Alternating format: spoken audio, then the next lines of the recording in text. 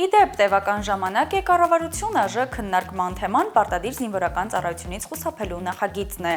որով առաջարկվում է որոշակի գումարներ վճարել եւ ծառայել 1 կամ 4 ամիս ժամկետով, նայած թե որն է ձեզ ավելի հարմար։ Վերոնշյալ նախագծով առաջարկվում է նաեւ մինչեւ 16 տարեկանը ՀՀ քաղաքացիությունից հրաժարվելու համար արական սեռի ներկայացուցիչների տուրքի գումարը սահմանել 15 միլիոն դրամ։ Նշենք, որ ՀՀ քաղաքացիությունից հրաժարվելու պետական տուրքը 25,000 դրամ էր։ Զարմանալի է իհարկե, բայց գումարի դիմաց բանակից ազատվելու նախագծի շրջանակներում առաջարկվում է ավելացնել վարժական հավաքներից խուսափելու տույժերը։ Տպավորություն է, որ Հայաստանի այսօրվա կառավարությունը իր գլխավոր անելիքն է համարում քաղաքացիների հաշվին գումար աշխատելը, անգամ եթե դա վերաբերում է ռազմավարական եւ անվտանգային հարցերին։ Հորինվում են առիթներ քաղաքացու հաշվին բյուջե լցնելու համար։ Օրերս էլ ընդունվեց նախագիծ, որով կառավարությունն առաջարկում է հերթ առաջ գցել գումարի դիմաց։ Իշխանություններն օրինականացնում են այն ամենը, ինչը նախկինում անվանում էին կոռուպցիա, եւ գումար են աշխատում մտնելով ուղիղ քաղաքացու գրպանը։